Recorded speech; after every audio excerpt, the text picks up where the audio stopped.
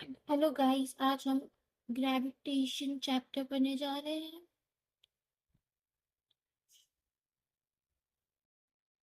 और आज हमारे साथ हमारे स्टूडेंट कबीर भी हैं। तो हम साथ साथ इनसे भी सवाल करेंगे, आपसे भी जवाब सुनेंगे और डाउट पूछेंगे, जो भी होगा। चलिए, सबसे पहले चैप्टर की शुरुआत करते ही हम चैप्टर का नाम सबसे पहले पढ़ेंगे, ग्रेविटेशन। कबीर, आपको ग्रेविटेशन जैसे शब्द से क्या समझ आता है? ग्रेविटेशन से ग्रेविटी समझ में आती है। थोड़ा तेज बोलिए, हमारी ऑडियंस आपकी आवाज़ नहीं सुन पा रही। तो मेरे को पता ग्रेविटेशन को ग्रेविटी बोलते हैं। कबीर बता रहे हैं ग्रेविटेशन से उनको ग्रेविटी समझ आता है। ग्रेविटी से क्या समझ आता है बच्चा आपको? ग्रेविटी अब मैं कैसे समझाऊं इसको। कबीर समझा नहीं पा रहे, खैर हम समझाते हैं। ग्रेविटेशन का दूसरा नाम जैसे एक्सट्रैक्शन। जब जैसे ये पेन है, अगर हम लोग इसको नीचे छोड़ते हैं तो ये नीचे ही क्यों जा रही है? ये क्योंकि पेन अर्थ के ऊपर पास क्यों नहीं जा रही? Good good. अर्थ ये पेन को पेन खींच रहा है। नीचे क्यों जा रही है, ऊपर क्यों नहीं जा रही? जो हमारी बहुत फेमस इंसान है, अगर हम ग्रेविटेशन का चैप्टर खोले और वहां पे न्यूटन जैसे साइंटिस्ट की बात ना करें तो ये उनकी तौहीद हो गई। तो ग्रेविटेशन, सबसे पहले तो हम जब बैठे होते हैं तो न्यूटन ने एक सवाल पूछा। जो सवाल कोई किसी के दिमाग में आया नहीं, वो सवाल था कि जैसे पेन नीचे गिर रही है, कोई भी बुक नीचे गिर रही है, तो ये गिर सब कुछ अर्थ की तरफ ही जा रहा है, लेकिन जो मून है हमारा, वो क्यों नहीं गिर रहा है? डस एप्पल फॉल्स, डस मून ऑल्सो फॉल्स? मून के ये पास भी गई जो थी। मून है वो भी तो एक ऑब्जेक्ट है, और अगर अर्थ सब चीज को अट्रैक्ट कर रही है तो मून को भी तो वही ताकत से कर रही है। तो मून क्यों नहीं गिर रहा है? तो आज हम ये चैप्टर में ऐसे सवालों के जवाब जानेंगे आखिर तक। और अर्थ सब चीज को अपनी तरफ खींचती है, तो क्या वो सेम फोर्स से खींचती है या फिर अलग अलग फोर्स से खींचती है, उसके बारे में जानेंगे। कैपलर्स के लॉ समझेंगे कि एक सूरज के आसपास ही सारी चीजें क्यों घूमती है, क्या मास की वजह से या कोई और वजह है। और भी बहुत सारे सवाल जो आपके दिमाग में होंगे कि जो सैटेलाइट्स होती हैं वो कैसे रिवॉल्व करती हैं, वो भी समझेंगे, वो भी जानेंगे। आइए चलिए चैप्टर की शुरुआत करते हैं। सबसे पहले हम पढ़ते हैं कि जैसे कि आप की 10th स्टैंडर्ड का ही हम सिलेबस कंप्लीट कर रहे हैं बाय द वे, तो हम वहीं से शुरुआत करेंगे जो आपके टेक्स्ट बुक में लिखा हुआ है। आपके टेक्स्ट बुक में सबसे पहले मेंशन किया है gravitation, the phenomena of gravitation.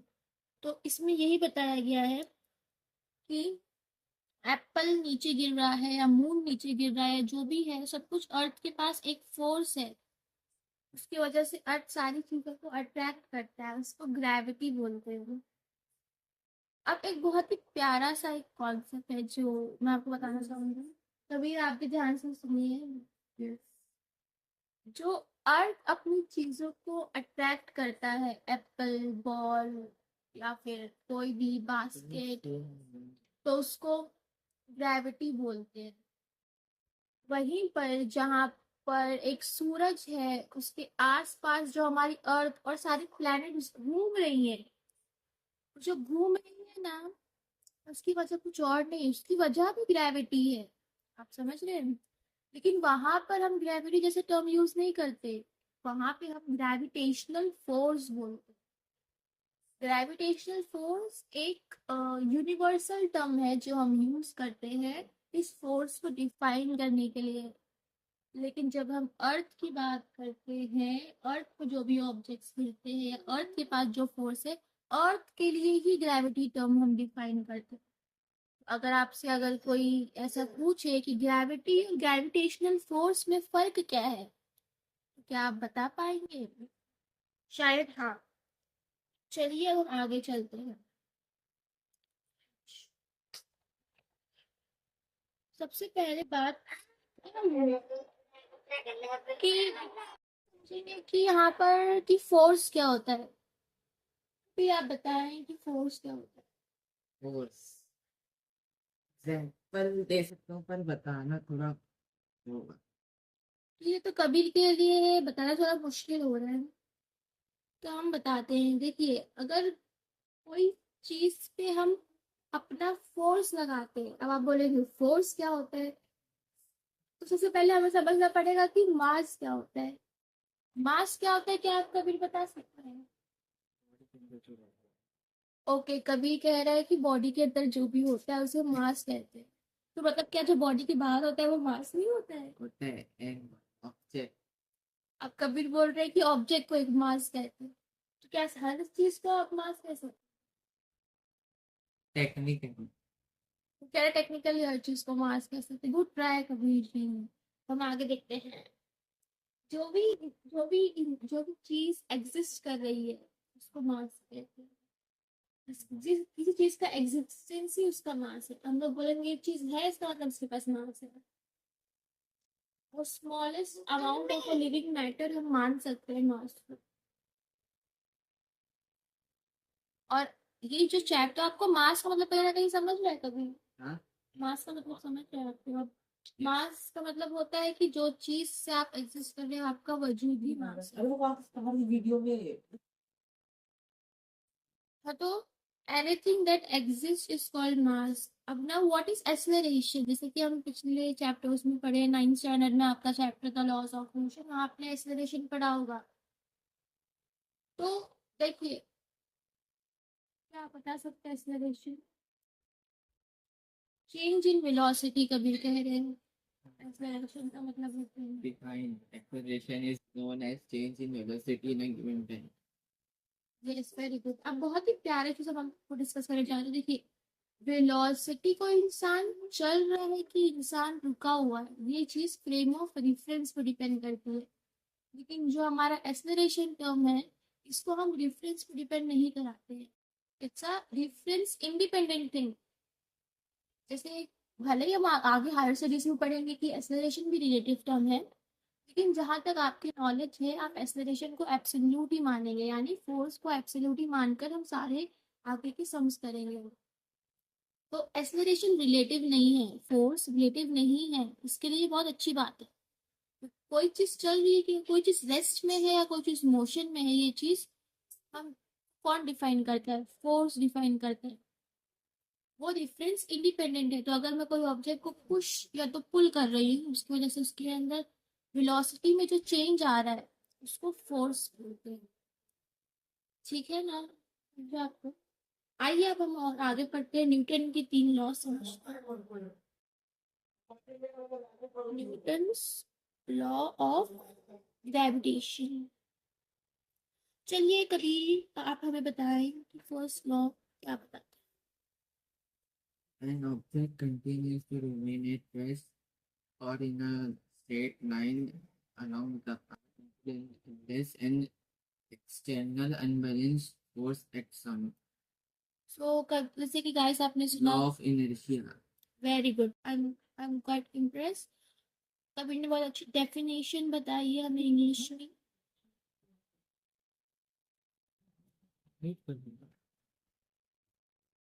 Law of inertia, उन्होंने एक बहुत अच्छी डेफिनेशन दी है हमें इंग्लिश में, लेकिन हम चाहते हैं कि वो हमें थोड़ा एक्सप्लेन करें उसको। क्या आप एक्सप्लेन कर रहे हैं?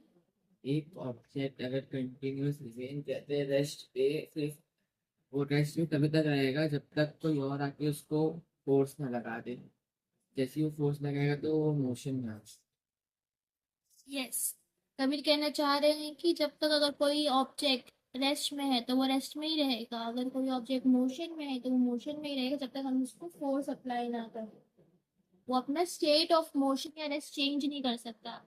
और जब कोई इंसान अपना स्टेट ऑफ मोशन को रेसिस्ट चेंज करता है तो उसको कोई चीज रेसिस्ट करती है, चेंज नहीं होने देती। उससे क्या कहते इनर्शिया हैं? का हाँ, meaning to resist any change. उसको हम लोग इनर्शिया कहते हैं। अब इनर्शिया क्या है? इनर्शिया क्या कोई क्वांटिटी है? क्या कोई फिजिकल क्वांटिटी का उसका कोई मेजर है? इनर्शिया कोई फिजिकल क्वांटिटी नहीं है गाइस। मास जो है, इनर्शिया है जो है ना, वो मेजर ऑफ मास है। जितना ज्यादा मास होगा उतना ज्यादा इनर्शिया होगा। जितना कम मास होगा उतना कम इनर्शिया होगा। अब हम आगे चलते हैं अपने सेकेंड लॉ की तरफ। जैसे इनर्शिया का बहुत अच्छा एग्जाम्पल है कि जब हम सो रहे होते हैं तब हम कोई एक स्टेट ऑफ रेस्ट में होते हैं, जब भी हमें कोई उठाने की कोशिश करता है तो हम उठना नहीं चाह रहे। क्यों? क्योंकि हमारे इनर्शिया हमें रेसिस्ट कर रहा है। तो आपके साथ ऐसा होता है कभी जब आपकी मम्मी आपको सुबह उठाती हैं, कभी उठो, तो आप क्या फटाक से उठ जाते हैं, टाइम लगाते हैं? क्या आपके साथ ऐसा होता है आपकी मम्मी आपको उठाने की कोशिश करती है सुबह और आप उठना नहीं चाहते हैं? नहीं, अच्छा, ये जो आपके है साथ होता है। ये सुबह ही मोबाइल लेके खुद ही उठ जाते हैं 4 बजे, ये इतने वो है। नेवर माइंड, हम पर्सनल नहीं जाएंगे। अब हम सेकेंड लॉ की तरफ चलते हैं। What is the second law? नाम क्या है? Law of motion. गलत। Law of momentum. Laws of motion तो पूरे उसका ही नाम है ना, न्यूटन के। Law of momentum. और स्पेसिफिकली अगर हम जाएं तो लीनियर मोमेंटम। आइए चलिए सेकेंड लॉ के बारे में हम बात करते हैं। सेकेंड लॉ के बारे में आपको कितना पता है, कभी जरा बताएं। Rate of change of linear momentum. Rate of change of linear momentum is called as force. अब मोमेंटम क्या है? एक बहुत ही प्यारा सी कॉन्सेप्ट है, एक प्यारा सा कॉन्सेप्ट है मोमेंटम का। P is equal to mass into velocity. अब आप लोग बोलेंगे कि मोमेंटम क्या चीज है? मोमेंटम ज्यादा बेसिक है मास से, ऐसा मुझे लगता है। ऐसा बहुत सारे लोग उसको रेसिस्ट करेंगे, बट या फिर लाइट होती है, उसके पास मास नहीं होता लेकिन उसके पास मोमेंटम होता है। अब मास नहीं है, मोमेंटम है, वो कैसे? क्योंकि उसकी वेलोसिटी बहुत ज्यादा तेज होती है, और जब भी कोई चीज बहुत तेज चलती है तो उसका मास बढ़ने लगता है गाइस। या इट्स ट्रू, वहां पे कंजर्वेशन ऑफ मोमेंटम या कंजर्वेशन ऑफ एनर्जी जो रहता है वो उतना काम नहीं करता। तो हम उतना वो नहीं करते, हम वहां पे मास एनर्जी इक्विवेलेंस की बात करते हैं कि अगर कोई ऑब्जेक्ट स्पीड ऑफ लाइट से तेज जाता है तो बहुत ज्यादा हैवियर हो जाता है। इसीलिए लाइट के पास मोमेंटम होता है, रेस्ट मास नहीं होता, लेकिन उसके पास रिलेटिविस्टिक मास होता है। आप सुन रहे हैं मैं क्या बोल रही हूँ? हाँ, क्या बोली मैंने? लाइट का कौन सा मास नहीं हो? लाइट का रेस्ट मास गाइस 0 होता है, उसका रिलेटिविस्टिक मास होता है। आइए अब न्यूटन की थर्ड लॉ की, अगर मोमेंटम कंजर्वेशन की हम थोड़ा और इस पर चर्चा करें, तो जिसका मास ज्यादा होगा उसकी वेलोसिटी क्या होगी कभी? ज़्यादा होगा उसकी वेलोसिटी होगी बहुत ज़्यादा। लाइट के। हमारा बच्चा यहाँ पे कंफ्यूज हो चुका है। ये कह रहा है कि अगर जिसका मास ज्यादा होगा उसकी वेलोसिटी ज्यादा होगी, क्योंकि हमने इसको एक हायर कॉन्सेप्ट पढ़ा दिया है। देखिए ये दोनों चीजें अलग काम करती हैं। यहाँ पे हम एडवांस फिजिक्स नहीं लगाएंगे, ठीक है? तो यहाँ पे मास ज्यादा तो वेलोसिटी ज्यादा पे मास नहीं बढ़ेगा। ये हम क्लासिकल फिजिक्स की बात करें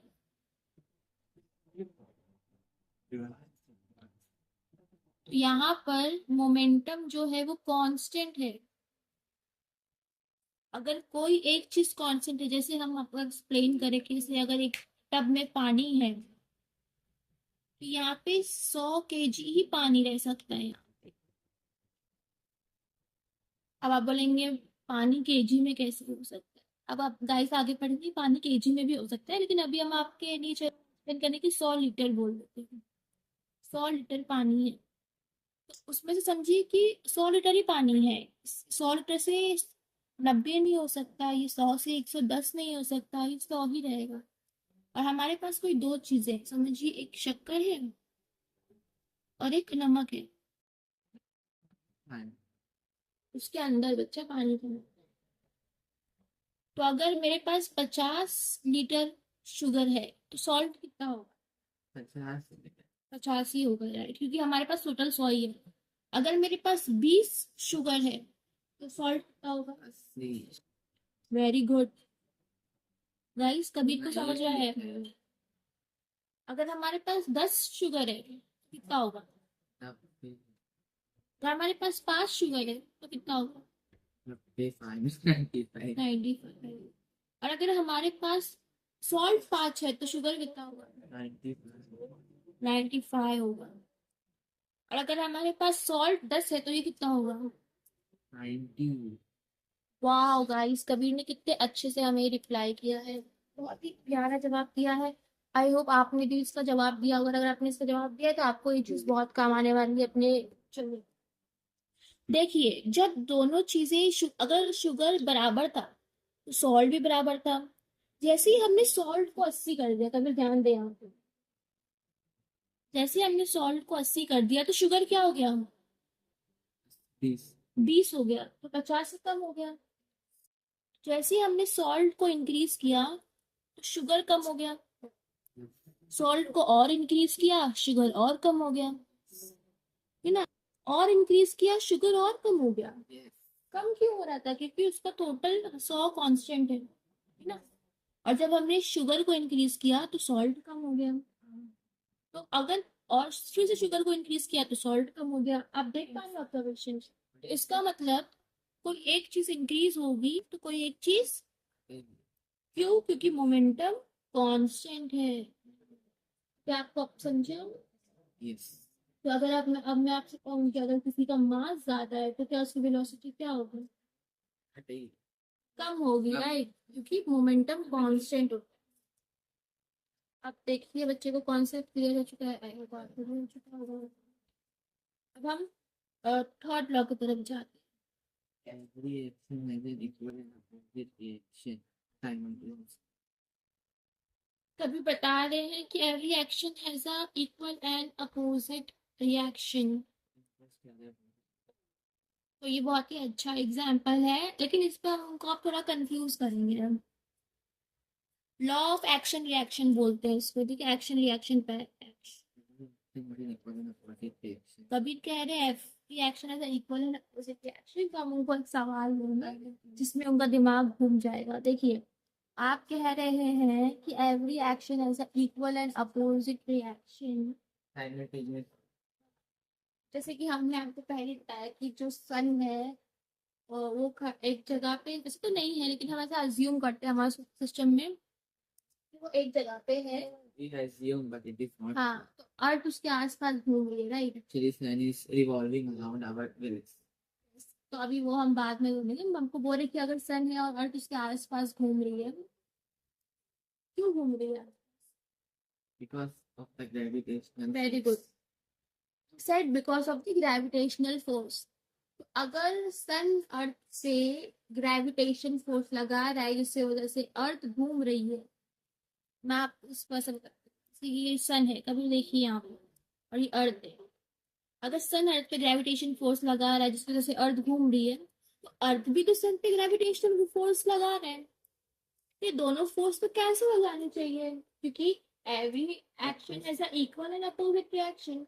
तो ये कैंसिल क्यों नहीं हो रहा है? और अगर कैंसिल हो रहा है तो फिर क्या बचा है अर्थ और सन की घूमने की? No, the sun gravitational force is far greater and superior than Earth. आप कबीर कह रहे हैं, जो कि हमारे जाल में फंस चुके हैं। कबीर कह रहे हैं कि जो सन अर्थ पे फोर्स लगा रहा है वो बहुत ज्यादा लगा रहा है क्योंकि सन का मास ज्यादा है। और जो अर्थ सन पे फोर्स लगा रहा है वो बहुत ही कम लगा रहा है क्योंकि उसका मास कम। अच्छा, ये चीज कौन कौन बच्चे एग्री कर रहे हैं हमारे साथ? ये चीज कबीर के साथ कौन कौन बच्चे एग्री कर रहे हैं? गाइस प्लीज कमेंट करें। अब देखिए, चलो अब हम आगे चलते हैं कि ये वजह जो है आपकी ये गलत है। क्यों गलत? आप क्या अभी और सोच सकते हैं? ऐसा मैं क्यों कह रही हूँ, बताइए। Because the sun is actually moving ahead. Sorry,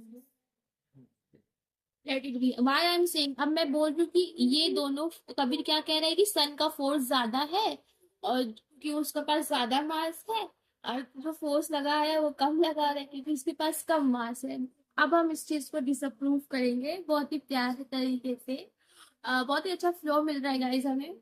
देखिए फोर्स जो है उसका जो फॉर्मूला है वो डायरेक्टली प्रोपोर्शन क्या होता है, mass m1 m2 upon r square, ये फॉर्मूला होता है। अब इसको हम अगर मैं इक्वल टू के इस तरफ रखेंगे तो कांस्टेंट आता है m1 m2 by r square, this is the official formula guys for the force. अब आप ध्यान से देखें, जो ये फोर्स है वो सन के मास पे भी डिपेंड कर रहा है, अर्थ के मास पे भी डिपेंड कर रहा है। तो फोर्स के अंदर खाली सन का मास नहीं आ रहा है, अर्थ का मास भी आ रहा है।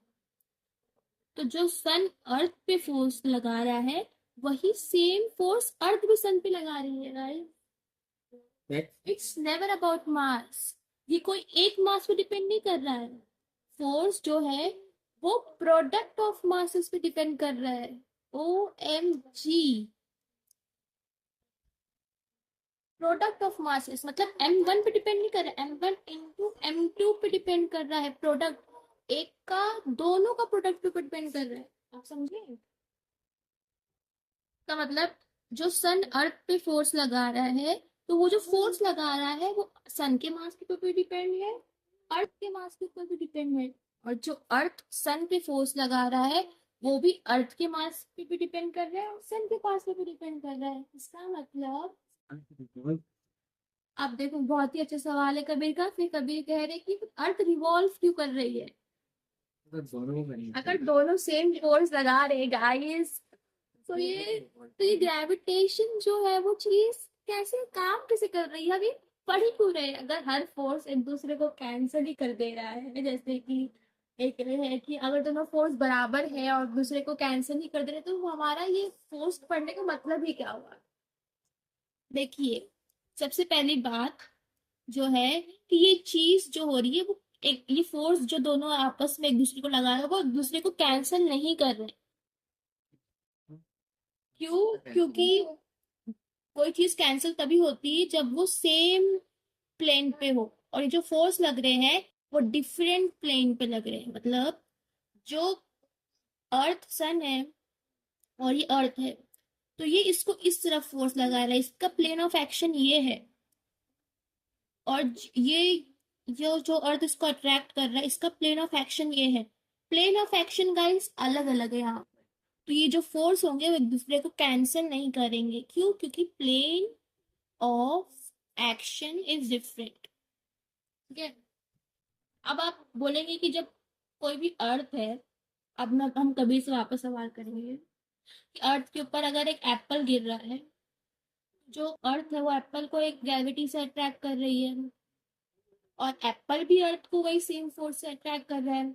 अब तो वो प्लेन ऑफ एक्शन भी सेम है, अब क्यों फोर्स से आंसर नहीं हो रहा है, अब क्यों एप्पल नीचे गिर रहा कल के पास थोड़ी ना ग्रेविटेशन है सबके पास है,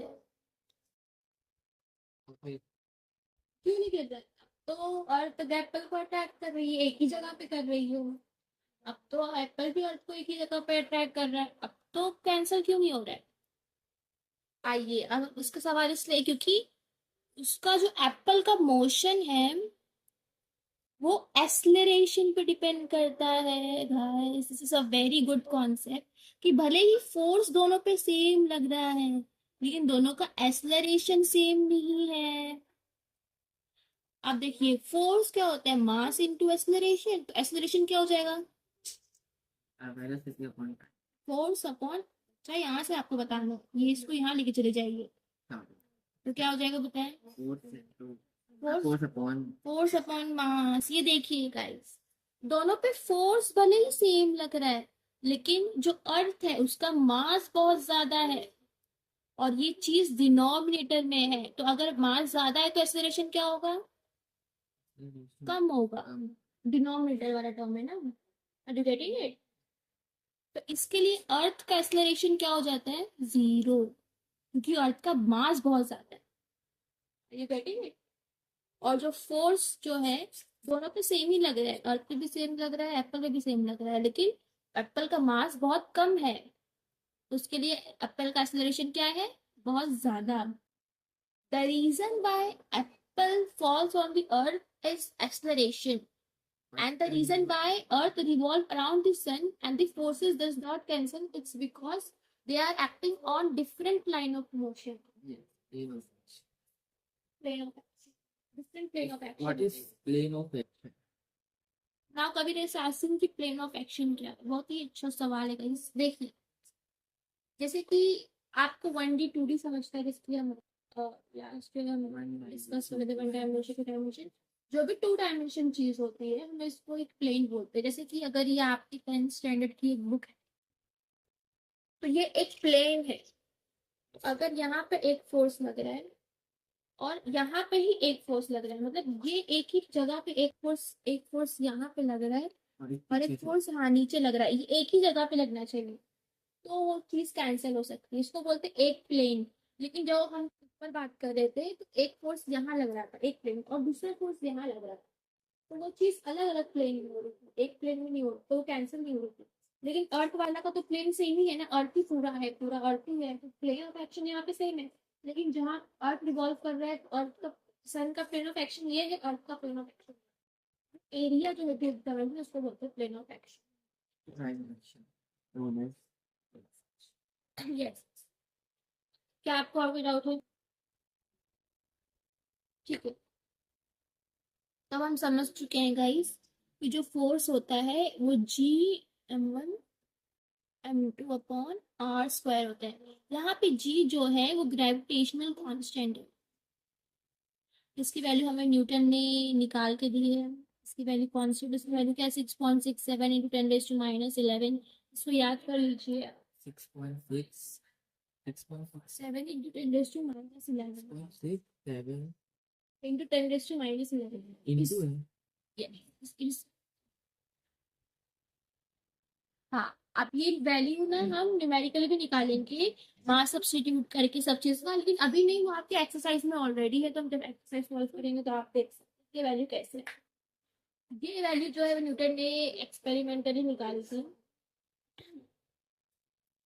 तो प्लीज अब इसके बारे में हम और चर्चा करेंगे। देखिए अब तो हमने ये समझ लिया कि फोर्स जो है वो दोनों के मास पे डिपेंड करता है, लेकिन अभी नीचे जो एक टर्म है रेडियस डिस्टेंस, उसके बारे में हम चर्चा करेंगे कि अगर कोई चीज कबीर के 5 मीटर पे है और कोई चीज 10 मीटर पे है तो ज्यादा फोर्स किस पे लगेगा, 5 मीटर पे कि 10 मीटर पे?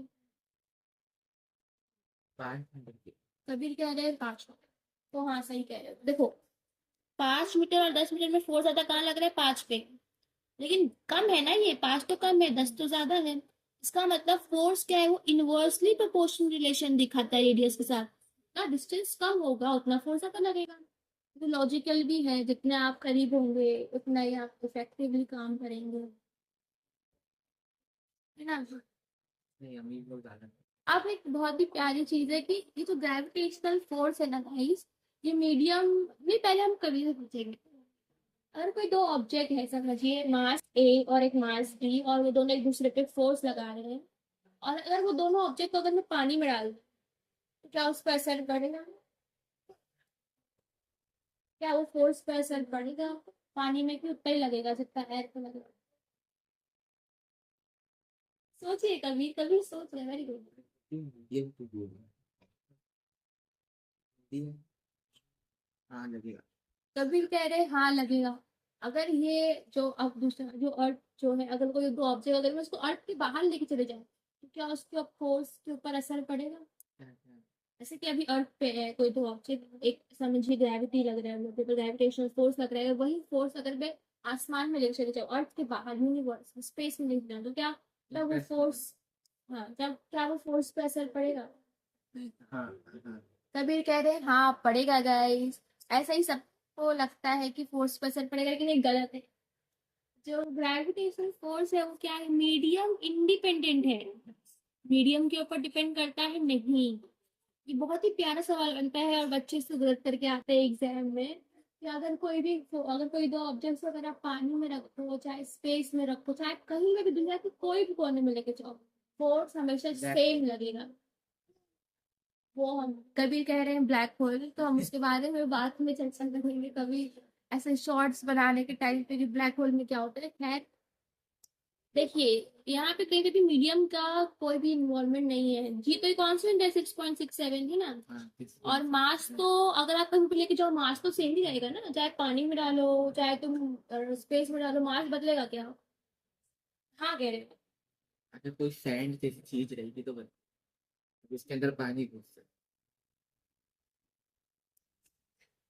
बहुत ही वाहियात सा आपका था ये एक्सप्लेनेशन। वो वेट सैंड का वेट थोड़ी बदल रहा हो, तो पानी उसमें ऐड हो रहा है ना, सैंड का वेट तो उतना ही है ना। है।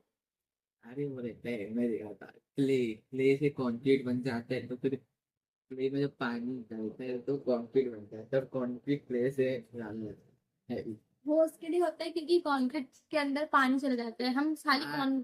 कंक्रीट पानी रहता है, तो कंक्रीट के अंदर जाके वो पानी से मिल जाता है और वो स्ट्रॉन्ग हो जाता हम ये फालतू से चीज को इग्नोर करते हुए आगे चलते हैं। तो देखिए, मास नहीं चेंज होता कोई भी चीज का। आप बोलोगे कि अगर कोई, जैसे हम पढ़ते हैं कि अर्थ पे अगर उसका 10 kg है तो मून में कम हो जाता है, क्या आपको ये डाउट आ रहा है कि मून में इंसान हल्का हो जाता है तो उसका क्या मास चेंज हो जाता है? क्यों क्यों नहीं आ रहा है डाउट बताए? वे अगर कोई इंसान 10 किलो का है तो मून में 6 किलो का है, तो मास तो चेंज हो रहा है, तो ग्रेविटी क्यों नहीं चेंज हो रही है? है। कार्टून वार्टून में कभी तो देखे हो गया हाँ, कि मून पे इंसान हल्का हो जाता है, हाँ, टूटने लगता है। हल्का नहीं होता तो ग्रेविटी थोड़ी कम हो जाती, तभी तो। मास सेम रहता है। हाँ, वेरी गुड गाइस, कभी मास ने सेम बहुत रहते ही पर अच्छा gravity- एक्सप्लेनेशन दिया है। ऐसा एक्सप्लेनेशन हम इस लड़के से एक्सप्लेन नहीं एक्सपेक्ट नहीं कर रहे थे, हमें लग रहा था ये जाहिल है, लेकिन उसको थोड़ा बहुत आता है कि वो क्या कह रहा है कि मास सेम है।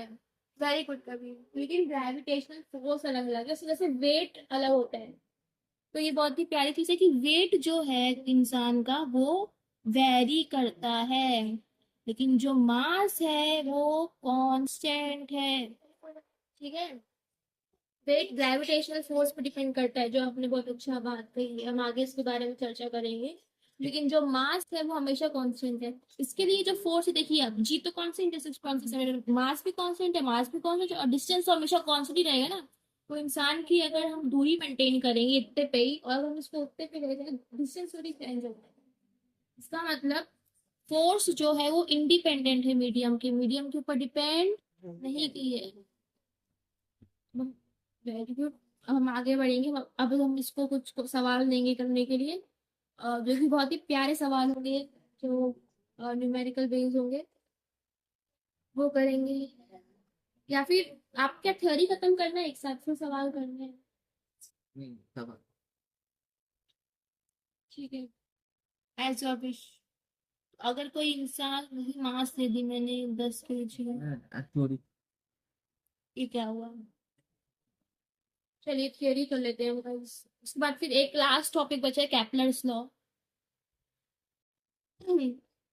उसके बाद फिर हमारा ये चैप्टर खत्म ही कर देंगे, खत्म ही हो जाएगा। उसके बाद फिर हम अगले वीडियो में गाइस एक साथ आपको क्वेश्चंस करवा देंगे। एक बार मैं चेक कर लेती हूँ, देखो कैपलर्स लॉ बचा है। सेंटीमीटर के बारे में भी डिस्कस आपकी में चर्चा की गई है। हाँ गाइस, बस ग्रेविटेशन एक्सीलरेशन है और कैपलर्स लॉ है, और फ्री फॉल के बारे में बताया गया है। आइए हम थोड़ा सा फास्ट जाएंगे। एक बड़ा ही प्यारा कॉन्सेप्ट है कैपलर्स लॉ। आप अगर कैपलर्स लॉ पढ़ेंगे आपको बहुत मजा आ जाएगी, और मेरे से पढ़ेंगे तो आपको मेरे को कोई पढ़ा भी नहीं पाएगा, क्योंकि हमारी नॉलेज कैपलर्स लॉ में बहुत ज्यादा ही है। ओके, डोंट चलिए, get to nearest cap self obsessed. Kepler's का ना 3 लॉ है, 3। कैपलर्स फर्स्ट लॉ, देखिए, सन है ना, सन और अर्थ जो गोल गोल घूमते हैं, वो कौन सी ऑर्बिट में घूमते हैं? क्या वो ऑर्बिट सर्कुलर है? Solar system. सोलर सिस्टम में, हाँ सोलर सिस्टम में जो अर्थ घूमता है सन के आसपास, कौन सा ऑर्बिट, सर्कल में घूमता है क्या, स्क्वायर में घूमता है कि स्टार में घूमता है, या कोई और ऑब्जेक्ट? स्प्रिंग। स्प्रिंग बोल रहा है, very good. Helical motion, she he saying helical motion guys, he saying helical motion. it's practically correct, but it is not a circle, it is not something else, it is elliptical motion. Ellipse. ellipse का नाम मैंने इसका नाम ही नहीं सुना है guys. No, I have this one. And it's known as one. There are no five shape of it. There is not confirmed shape, but we consider those five shape. In those five shape, ellipse. No other Okay. kind of. No, geostationary, geoelliptical, very good, nice explanation. But we are going on this. Elliptical क्या होते हैं? Elliptical क्या होता है? Ellipse क्या होता है? Circle होता है ellipse. Similar to circle. Yes, very good. He said similar to circle. देखिए सर्कल जो होता है बच्चे, ऐसा रहता है, उसका एक ही सेंटर होता है. मतलब कितनी प्यारी चीज है सर्कल. आपने अभी नोटिस किया है, ये एक फिक्स पॉइंट है और ये जितने भी चीजें इसके आसपास है वो सब एक सेम ही, जैसे कि रेडियस है ना, इस सब की दूरी वो पॉइंट से कांस्टेंट ही है. चाहे ये पॉइंट यहाँ हो, यहाँ हो, यहाँ हो, जो डिस्टेंस है सबका कांस्टेंट आ रही है. एलिप्स में कभी कह रहे हैं एलिप्स में नहीं होता. सही कह रहा है वो, लेकिन हम उसको और डिटेल में समझेंगे. लेकिन जो सर्कल है उसका दूरी सेम है. मतलब इस सब ऑब्जेक्ट्स को एक ही पॉइंट पे खुद तो रुका हुआ है, लेकिन ये सबको अपने आसपास घुमा रहा है. ठीक है. और जब भी कोई ऑब्जेक्ट सर्कुलर मोशन में घूमता है, इसको हम कौन सा मोशन कहते हैं? इसको उस पर एक फोर्स लगता है जिसको सेंट्रीपिटल फोर्स कहते हैं. आपके बुक में इसके बारे में चर्चा की गई, इसलिए हम इसमें थोड़ा डीप में जा रहे हैं. देखिए सेंट्रीपिटल फोर्स कोई रियल फोर्स नहीं है, वो एक सूडो फोर्स है. वो जैसे इच्छाधारी नागिन अपना फेस बदलती है, सेंट्रीपिटल फोर्स अपना फेस बदलता है. जैसे कि और जो है सन के आसपास अर्थ घूम रहा है. अब मैंने बोला जो भी आसपास घूमता है उसमें नेसेसरी फोर्स लगना चाहिए, सेंट्रीपिटल फोर्स. लेकिन उसे कोई भी चीज अगर घूम रही है तो सेंट्रीपिटल फोर्स लगना जरूरी है. सेंट्रीपिटल मतलब क्या होता है? सेंटर पिटल, पिटल मतलब सेंटर की तरफ. तो कोई भी चीज अगर कोई आसपास घूमी सर्कल में तो सेंटर की तरफ एक फोर्स लगेगा, उसको सेंट्रीपिटल फोर्स बोलते हैं. ठीक है. तो अगर अर्थ सन के आसपास घूम रही है तो उसके ऊपर सेंट्रीपिटल फोर्स लग रहा है. लेकिन मैंने कहा कि सेंट्रीपिटल फोर्स कोई रियल फोर्स, वो सूडो फोर्स है, एक हिस्सेदारी नागिन है. तो वो किसका बेस मिल रहा है? वो ग्रेविटेशन फोर्स का बेस है. तो जो ग्रेविटेशन फोर्स है वो सेंट्रीपिटल फोर्स से बदल जाता है. ग्रेविटेशनल फोर्स सेंट्रीपिटल फोर्स में बदल जाते हैं. यस. कैसे? कैसे वो हमें नहीं पता, बस बदल जाता वो नहीं है. जब भी तब इलेक्ट्रॉन जो रहता है, आपको इलेक्ट्रॉन का मतलब पता है? न्यूक्लियस का मतलब पता है? Yes, electron is negatively charged. हाँ very good. Nucleus positive charge. तो इलेक्ट्रॉन न्यूक्लियस के आसपास गोल गोल घूमता है. क्यों घूमता है? वो ग्रेविटी की वजह से तो नहीं घूमता है, वो इलेक्ट्रोस्टैटिक फोर्स ऑफ रिपल्शन लगता है. तो वहां पे जो सर्कुल, जहाँ पे भी सेंट्रीपिटल फोर्स लग रहा है, गोल गोल घूम रहा है, फिर वहां पे ग्रेविटेशन अच्छा अपना बेस नहीं बदल रहा है, वहां पे इलेक्ट्रोस्टैटिक सेंट्रीपिटल बन जाता है. जब एक गाड़ी रोड पे घूमती है तो उसके फ्रिक्शन लगता है ना. फ्रिक्शन का मतलब थोड़ा बहुत आपको आइडिया है. तो वहां पे जो सेंट्रीपिटल फोर्स है वो फ्रिक्शन फोर्स सेंट्रीपिटल फोर्स में बदल जाता है. समझ रहे? सेंट्रीपिटल फोर्स कोई रियल फोर्स नहीं है, ये दूसरी फोर्स को खुद अपना बदल देता है. Yes, fantasy falls force.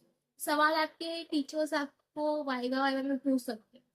क्या बोल सकते हैं? बोलेंगे सर को रियल फोर्स की सूडो फोर्स, तो आपको एक्सप्लेन करना पड़ेगा कि फॉल्स. सूडो मतलब फॉल्स होता है. ऐसा बोलना पड़ेगा कि वो रियल फोर्स नहीं, वो दूसरी फोर्स को अपने में कन्वर्ट कर लेते हैं. Gravitation centripetal. उसका एक फॉर्मूला भी होता है, अगर आपको चाहिए तो mv² याद कर ले आप. S ऐसे आता. और एक बहुत ही पाया, रोटेशन और रेवोल्यूशन के बीच में क्या आपको फर्क पता है? रोटेशन और रेवोल्यूशन. रोटेशन मतलब रेवोल्यूशन मतलब कि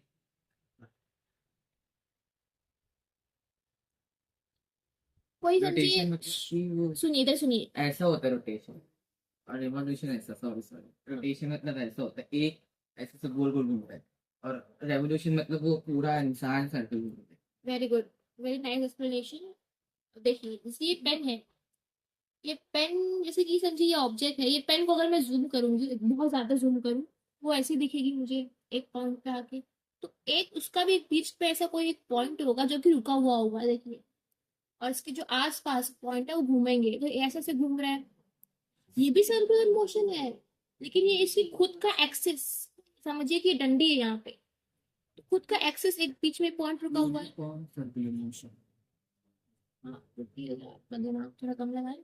जो बीच में है, ये रुका हुआ है, इसके आसपास ये ऑब्जेक्ट गोल गोल घूम रहे हैं ना, ये रोटेशन हो गया। ये अपने एक्सिस पे घूम रहा है, ये किसी के आसपास घूम रहा है क्या? नहीं। ये अब ये बताओ, इसके ऑब्जेक्ट इसके आसपास घूम रहे हैं, इसके खुद के जो एक पॉइंट है ना बीच में, उसके आसपास घूम रहे हैं, इसके खुद के बीच के पॉइंट के आसपास घूम रहे हैं, तो उसको रोटेशन बोलते हैं। गाइस सॉरी, ये देखिए, इसके खुद के बीच के आसपास के ऑब्जेक्ट के घूमने से रोटेशन बोलते हैं।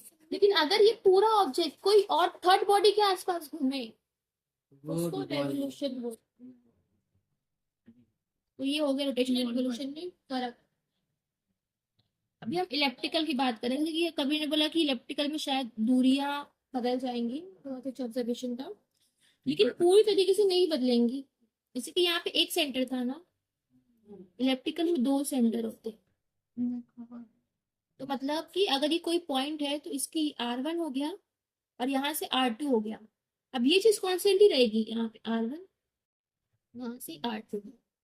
जैसे यहाँ पे एक सेंटर था, यहाँ पे दो सेंटर हो गया। उसको फोकाई बोलते हैं। लोकाई। फोकस, यहाँ पे एक ही फोकस था ना, यहाँ पे दो फोकस, उसको फोकाई बोलते लोकाई। हैं। जो पॉइंट सेंटर के नजदीक होता है इसको पेरिगी बोलते हैं। क्या? पेरिगी, पेरिजी। ये पहले से।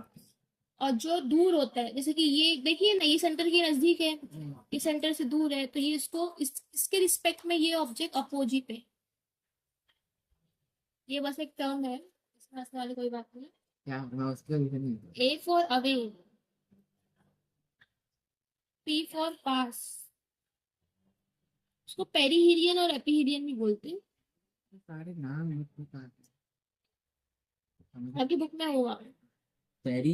पेरीहीलियन मतलब पास वाला पॉइंट, एपीहीलियन मतलब दूर वाला पॉइंट। कैसे याद रखना है? A for aphelion, A for away, P for perihelion, P for perihelion, A for epithelium. P for perihelion, A for aphelion, या फिर पेरी की अपोजिट। Perihelion, epithelium. और ये अगर मैं बोलूंगी ये 1 है और ये 2 है, बोलूंगी कि 1 पॉइंट से ये ऑब्जेक्ट पेरीहीलियन पे है कि अपोजिट, पेरीजी पे है कि अपोजिट पे? perihelion, हाँ, और 2 से? epithelium, और अगर यहाँ पे ऑब्जेक्ट रखूं, अब ये ऑब्जेक्ट 2 से कहाँ पे है epithelium, और 1 से? perihelium. क्या गलत बोला है? अरे सॉरी सॉरी, perihelium और epithelium. पेरीहीलियम और ये अपोजिट। Very good.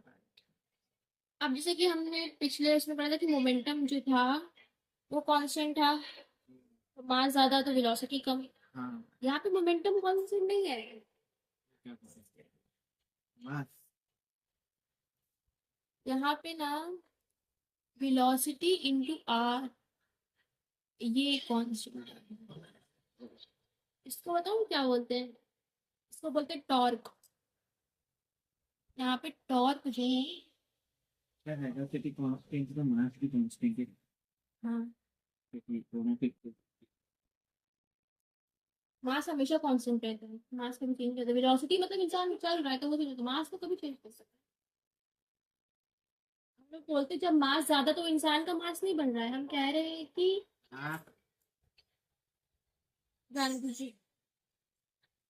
देखिए वेलोसिटी और आर का प्रोडक्ट जो है वो कांस्टेंट है, इसका मतलब क्या है कबीर, अब आप बताएं। वेलोसिटी इंटू आर का प्रोडक्ट कांस्टेंट, इसका मतलब क्या है आप बताएं।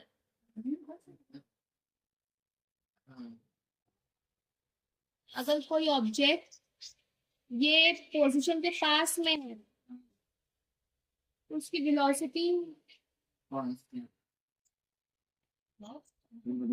आर कम है, यहाँ पे आर कम है, डिस्टेंस कम है, तो ये कम है, तो ये क्या होगा? ये कहना चाह रही हूँ कि अगर कोई ऑब्जेक्ट से कोई ऑब्जेक्ट यहाँ पे पास में है ना, इसकी वेलोसिटी ज्यादा होगी, लेकिन वही दूर है तो इसकी वेलोसिटी कम होगी। ठीक है। अगर आप बोलेंगे कि ये दूर में है लेकिन इसके तो पास में है, तो फिर क्या? तो आप एक नंबर के चोमी में है, क्योंकि देखिए हमारे सोलर सिस्टम में सन एक ही है, तो या तो वो यहाँ होगा या तो वो यहाँ होगा। तो लेट्स अज्यूम कि सन यहाँ पे है, बीच में नहीं हो सकता भाई, फोकस पे ही होता है सन। समझिए सन यहाँ पे है, तो अगर ये ऑब्जेक्ट इसके पास में है, आर कम है, तो क्या इसकी वेलोसिटी ज्यादा या कम होगी? ज़्यादा। और अगर यहाँ पे है तो? कम। Very good. अरे ये तो होता है मरकुरी के, मरकुरी में कम घंटे रहते हैं और नेपच्यून में बहुत ज्यादा घंटे रहते हैं। Very good. हमने कभी ने बहुत अच्छा एग्जांपल दिया है कि सोलर सिस्टम में जो नेपट्टून और मरकरी है उसके टाइम पीरियड अलग अलग होता है, क्योंकि मरकरी बहुत नजदीक है सन के और बहुत दूर है। और वही कौन सा हम यहाँ लगा रहे, अर्थ और किस पे लगा, सॉरी सन और अर्थ पे लगा रहे हैं हम। अर्थ की रिलेटिव में लगा रहे हैं, कोई और प्लेनेट पे नहीं। अर्थ की जब सन के पास रहता है तो इसका वक्त जो नहीं दिखता है, अगर दूर रहता है तो मतलब इसमें टाइम टाइम ज्यादा होगा वैसे, इसलिए हम लोग सिर्फ 24 घंटे से 20 घंटे में रखा होगा, फिर और कम कम होते। वेलोसिटी ज्यादा तो रेडियस के लिए बहुत ही इंपॉर्टेंट कॉन्सेप्ट आपको आना चाहिए। अब ऐसा क्यों होता है इसमें हम और से एग्जाम्पल बता देखिए। ये सन है, ये मून है। सन बहुत बड़ा है, अर्थ बहुत छोटा है। अर्थ मून हमने गलती करी, अर्थ बहुत छोटा है, इसका मास बहुत ज्यादा है। तो ये जो स्पेस है हमारा, वो एक इसके तरह है, चद्दर की तरह। क्या? अगर कोई भारी चीज हम उस पर रखेंगे तो वो ऐसे ऐसे बेंड कर देगा। यस। अगर अर्थ उसके बहुत पास है तो उसका डर है कि वो अंदर ना चले जाए उसके, यस। वहां पे एलिवेशन ज्यादा रहेगा ना, समझ गए? वेल, अगर ऐसा है और अर्थ यहाँ पे है, देखना सर एकदम बहुत भारी है ना, तो एकदम नीचे एकदम नीचे कर देगा अर्थ पे इसको। तो यहाँ पे अर्थ है तो जितना पास रहेगा तो डर रहेगा कि अंदर ना चले जाए उसको। जितना पास रहेगा उतना उसमें तेज चलेगा, जितना तेज घूमेगा ताकि कहीं उसको डर है कि वो अंदर ना चले, उसका रोटेशन फास्ट हो जाएगा जब ये करीब होगा। तो स्टार कहते हैं ना, दो स्टार एक पास आए थे, मतलब दो बड़े बड़े स्टार एक दूसरे के आजू बाजू में होते, तो मतलब तेज तेज निकलते हैं। बहुत ही, yes yes, two star complex बोलते हैं इसको, विंग्स। वो हाइपर नोवा बनता है। कोई सन की अगर अर्थ पास है तो उसकी स्पीड फास्ट होगी। फर्स्ट रीजन पता चला क्यों, क्योंकि आर और वी का प्रोडक्ट कॉन्सेंट है इसके लिए। सेकंड रीजन क्या पता चला, सन का मास बहुत ज्यादा, कोई अंदर ना कुछ निकले, वो उसके लिए अर्थ फास्ट घूमता है। अब जो तीसरा रीजन है वो बहुत ही प्यारा रीजन है, और वो आपको इलेक्ट्रिकल ऑब्जेक्ट का मतलब भी समझाएगा कि एलिप्स क्या होता है। अगर आप एक कोन लेंगे, यहाँ देखिए आपकी टेक्स्ट बुक में है ये, कोन लेंगे कोन, उसको आप अगर ऐसे स्ट्रेट काटेंगे तो आपको सर्कल मिलेगा ना। ट्रायंगल। कैसे लोग है गाइस यहाँ? कोन होता है ना, ऐसे होता है ना कोन, ओ थ्री डायमेंशनल ऑब्जेक्ट है ना। ट्रायंगल। वो थ्री, अब हम बुक में कैसे बना लेंगे वो? आप बर्थडे बर्थडे करें, आपने जिंदगी में कभी आप सर पे पहनते टोपी, उसको आप ऐसे काटोगे तो आपको सर्कल दिखेगा ना। पता चलिए। लेकिन अगर आप उसे सीधा काटोगे तो आपको सर्कल दिखेगा। अगर आप उसको टेढ़ा काटो, अगर आप उसको ऐसे काटो सीधे की जगह, नो, तब आपको इलेप्टिकल दिखेगा, उसको इलेप्टिकल बोलते हैं। दिखेगा ये देखिए, तो यहाँ पे ये यहाँ से काट जाएंगे। इलेप्टिकल दिखेगा, ऐसे दिखेगा आपको। अरे ये तो यहाँ पे काट के यहाँ पचे है पूरा, इतना साइज का पचे। गाइस ये बच्चा थोड़ा सा हमें ऐसा मिल गया है, आप प्लीज इसके बात पे ध्यान न दें। उसको हमें बना के दिखाना पड़ेगा कि इलेक्ट्रिकल दिखेगा कि क्या दिखेगा। अलग बनाइए, मैं समझ गया, पर मैं तू गलत ड्राइंग। ये हमें ही टारगेट कर रहे हैं, ये कह रहे हैं कि हम ड्राइंग गलत करें। मैं समझ गया तू क्या कहना है, ड्राइंग गलत है। देखिए बता दीजिए। गाइस, आपको सर्कल दिख रहा है, ये कौन है, इसको हमने कट किया है तो ये सर्कल हो गया काइंड ऑफ। अगर हम इसको टेढ़ा कट करेंगे, जैसे कि हम कभी को बता रहे हैं लेकिन वो बैल को समझ, देखिए अब हम इसको टेढ़ा कट कर रहे हैं कहीं ना कहीं, यहाँ पे यहाँ पे अलग तरीके है। अभी सर्कल नहीं है गाइस, देखिए ये अब ऐसा है, ऐसा यस ये माय इलेप्टिकल है गॉड। जिसके दो सेंटर है। सर्कल का एक ही सेंटर होता है, एलिप्स का दो सेंटर होता है। आप सब समझ रहे हैं? हाँ हाँ। अब इसको आप एक सीढ़ी की तरह ज्यूम करें। तो क्या देखिए। ये अर्थ है, ये देखिए। अभी बहुत ही प्यारा कॉन्सेप्ट है गाइस, ये अर्थ है, ये हमारा कोई ऑब्जेक्ट है, ये आप सीढ़ी चढ़ रहे हैं। सीढ़ी चढ़ने में ज्यादा एनर्जी लगती है, यहाँ पे स्पीड आपकी slow slow slow slow slow हो जाएगी। यहाँ पे अब आप उतर रहे यो, fast fast fast fast slow, slow, fast fast fast fast fast slow. Yo what's up guys.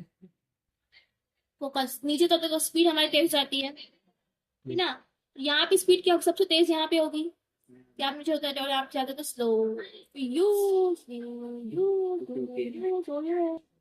ये हो गया तीसरा रीजन इसके, क्योंकि अब आप ये बात कभी नहीं भूलेंगे ना कि अर्थ, जो अर्थ है उसकी सूरज के करीब जितना होगा उसकी स्पीड उतनी ज्यादा होगी वेरी गुड। और डेंजर भी होगा।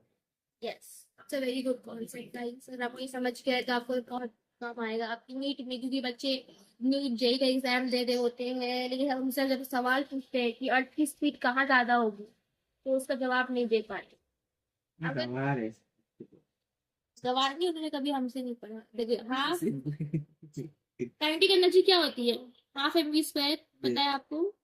अगर अर्थ के पास वेलोसिटी ज्यादा है, फिर वो भी ज्यादा हो जाएगा। वेरी गुड, काइनेटिक एनर्जी भी ज्यादा होगी। तो आप क्वेश्चन में से पूछे काइनेटिक एनर्जी कहाँ ज्यादा है तो आप क्या बोलोगे जब जब अर्थ सन के पास है वो। Very good. ये हो गया हमारा फर्स्ट लॉ, इसको बोलते हैं law of ellipse. Second law जो होता है वो क्या होता है, law of area. Of area.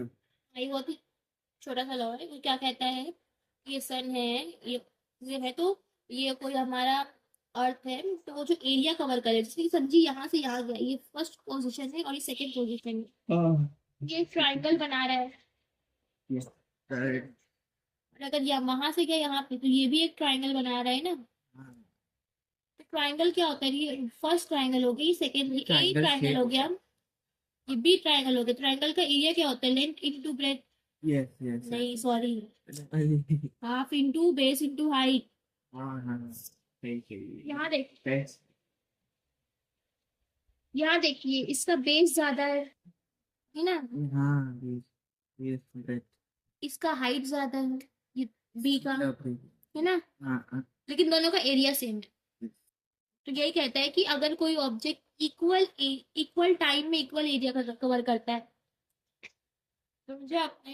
Yes तो 10 सेकेंड इसको लग रहा है, 10 सेकेंड इसको भी लग रहा है, इसका मतलब दोनों का एरिया क्या होगा, एरिया सेम होगा। अब कैसे सेम होगा, एक की हाइट ज्यादा हो जाएगी, एक का बेस ज्यादा हो जाएगा, जो नजदीक होगा उसका बेस ज्यादा हो जाएगा, जो दूर है उसका हाइट ज्यादा हो जाएगा। हाइट तीसरा है law of time period. Time. ये बहुत ही प्यारा है ये लॉ, ये आपको अभी डिटेल में नहीं, आपके सिलेबस में दिखता है, हम आपको उतना ही डिस्कस करेंगे, ज्यादा नहीं इस पे टाइम वेस्ट करेंगे। T square is equal to r cube. जो टी स्क्वायर होता है वो आर एक कॉन्स्टेंट आता है, आर क्यूब इसकी प्रोपोर्शन होता है, ठीक है। टी स्क्वायर जो है वो आर क्यूब है, बस ये लो। यस सर, डेरिवेशन होता है जो हम अभी नहीं करना चाहेंगे, बहुत बड़ा है वो। सीधा डेरिवेशन का आंसर। हाँ यस, से आपको रिमेम्बर करना है। इसको हम कोई भी दो चीज पर डिपेंड कर सकते हैं कि ऐसे कि T1 T2 is equal to R1/R2 का क्यूब, ये ऐसे हम इक्वल लगा सकते हैं कंपैरिजन के लिए। के लिख दीजिए आप बेटर। ये हमारा दूसरा लॉ भी हम यहाँ पे खत्म कर रहे हैं। हमने बहुत कुछ डिस्कस किया है।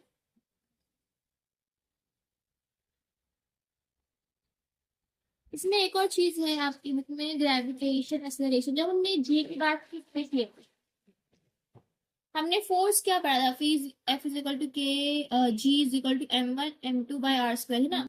लेकिन जो अर्थ है, अगर ये फोर्स अर्थ पे भी लग रहा है, चलो हम लोग ग्रेविटी कहते हैं, अर्थ का मास तो हमेशा कांस्टेंट रहेगा है ना। अगर कोई चीज वेरी करेगी तो क्या वेरी करेगी, छोटा बात। छोटा ना हम अभी अर्थ और एप्पल की बात कर रहे हैं, वैसे ऑब्जेक्ट्स वो है पर यही फोर्स लग रहा है ना, तो अर्थ का मास तो हमेशा सेम रहेगा ना, जी तो हमेशा सेम ही रहेगा, और एक जो दूरी है अर्थ से वो भी हमेशा कांस्टेंट ही रहेगी।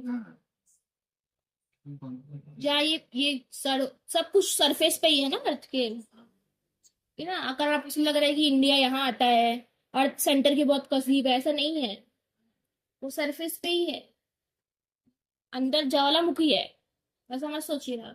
को और जो भी है आपका, तो ये जो डिस्टेंस है वो हमेशा कांस्टेंट है हर ऑब्जेक्ट के लिए सेंटर से, तो इसलिए ये भी कांस्टेंट है, तो हम इसको एक सिंपल वे में लिखते हैं, F इज इक्वल टू मा m इंटू जी।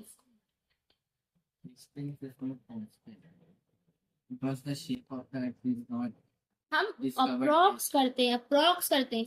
देखिए, तो ये मास चेंज होगा ऑब्जेक्ट का, ये चेंज होगा, ये चेंज होगा, ये चेंज होगा, ये अर्थ का मास चेंज नहीं होगा, तो इसके लिए हम इसको कांस्टेंट कर देते हैं, तो जी m बाय आर स्क्वायर इसको कांस्टेंट मान लेते हैं, और उसकी वैल्यू हम छोटा जी से रिप्रेजेंट करते हैं। इसकी जो वैल्यू होती है अप्रोक्सीमेटली 10 मीटर पर सेकेंड या फिर 9.8 होती है, 9.1 9.8 मीटर पर सेकेंड। ये हमने पहले से कैलकुलेट करी ताकि हमारा काम आसान हो जाए। 9.6 9.8 होती है, तो ताकि हमारा काम आसान हो जाए, ठीक है। अब ये एक्सेलरेशन है ना, ये फोर्स क्या होगा generally, mass into acceleration, acceleration की जगह ये छोटा जी आ गया, ये भी एक्सेलरेशन ही है, लेकिन ये अर्थ का एक्सेलरेशन है। अर्थ का एक्सेलरेशन क्या है, छोटा जी।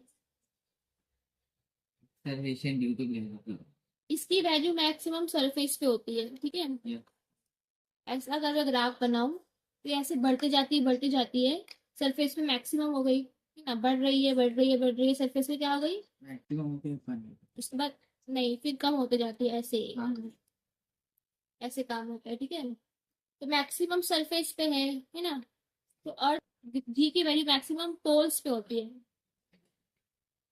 और मिनिमम इक्वेटर पे होती है। सेंटर पे क्या होगी, मैक्सिमम पोल्स पे होती है, हाँ मिनिमम इक्वेटर पे होती है, क्योंकि उसका जियो स्टेशनरी सरफेस है, सेंटर पे जीरो होती है। वही constant तो ये आपका था एक्सप्लेनेशन। अब हम एक सवाल से तो खत्म करते हैं। ग्रेविटेशनल एक्सेलरेशन मैक्सिमम का होता है, क्या बोलूं ग्रेविटेशनल एक्सेलरेशन उसको बोलते हैं, ग्रेविटेशनल एक्सेलरेशन किसके अर्थ का या फिर अर्थ का। अर्थ का जब वो सन से पास है ये इसकी बात करो, सरफेस में मैक्सिमम होता है पोल पे ही इक्वेटर पे। बोलिए आप लोग पोल पे या पोल पे या इक्वेटर पे,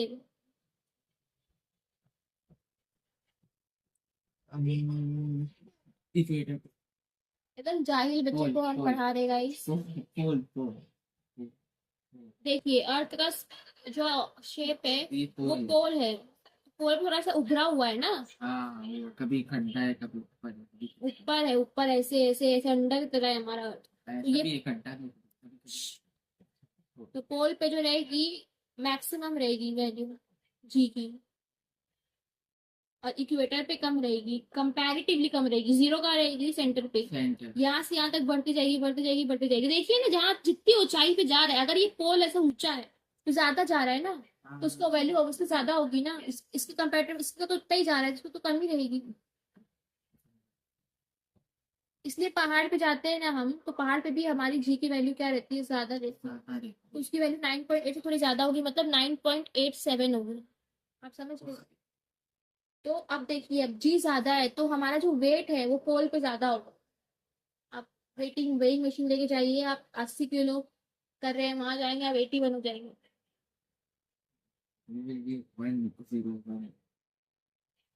ये चीज होती है, और सेंटर पे आपका वेट क्या हो जाएगा, जीरो, हाँ जीरो, वही जीरो हो जाएगा। फिर करते हो ठीक है गाइज, अब आपका यहाँ पे ही है, और एक फ्री फॉल का आपको दिया हुआ है। फ्री फॉल तो पढ़ा था ना याद क्या होता है free?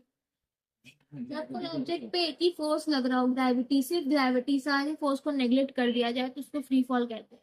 जब एक ऑब्जेक्ट पे एक ही फोर्स लग रहा हो जो ग्रेविटी है और सब कुछ नेगलेक्ट हो गया वो फ्री फॉल। मतलब जैसे कि ये वैक्यूम में लेके चले जाओ उसको, पेन को, और वैक्यूम में इसको फॉल कराओगे, खाली ग्रेविटी काम करेगी इसमें क्योंकि सारे फोर्स, एयर रेसिस्टेंस सब तो गए नहीं, उसको फ्री फॉल करते, फ्री कर रहा है, फ्रीली फॉल कर रहा है, इसके पास कोई और फोर्स है ही नहीं, सिर्फ फॉल वाला फोर्स है। फॉल कौन कराते, ग्रेविटी कराते, तो ऐसे याद रख सकते यही है तो कोई फोर्स नहीं हो सकता। हैं। अभी फ्री फॉल नहीं बोल सकते आप क्योंकि अभी बहुत सारे फोर्स है, फ्रिक्शन काम कर रहा है, साउंड काम कर रहा है, एयर काम कर रहा है, तो अभी फ्री फॉल नहीं बोल सकते। क्या होता है? वैक्यूम मतलब होता है जहाँ पे एयर, हवा भी ना हो, इतना कुछ ना हो, सिर्फ वॉइड फ्री, नहीं, वॉइड नहीं। एक तो वॉइड में तो वैक्यूम भी नहीं, कोई फोर्स ना हो। कोई फोर्स ना हो, सिर्फ ग्रेविटी। ब्लैक होल, हवा भी ना हो ब्लैक होल वैक्यूम को जैसे बनते हैं। हाँ, मतलब सारे हवा को एक प्लेस में, एकदम छोटी प्लेस में घुसा दो। नहीं, ब्लैक होल है, vacuum is a common term.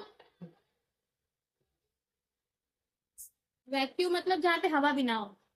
हाँ वही है, मतलब गाइस हम यहाँ पे चैप्टर यहाँ पे खत्म कर रहे हैं, हमारा गला दुखने लगा है। जैसे अगर लंग्स में मैं निकालता हूँ तो थोड़ी देर के लिए होता है, तो सारी हवा निकाल दूँ उनसे। सारी हवा नहीं, लंग्स में कुछ हवा हमेशा बची रहती है, तो हाँ, हम लोग अगर वैसे मैं सारी निकाल दिया तो फिर वहां पे वैक्यूम वैक्यूम। से फिर आपका लंग चपक जाएगा, फिर आप समझ रहे हो। हाँ वो हो जाएगा खत्म। गाइस ये चैप्टर हम यहाँ पे खत्म कर रहे हैं, हम अगले वीडियो में आपसे न्यूमेरिकल भी करा के लेंगे, अभी फिलहाल इतना बेहतर है।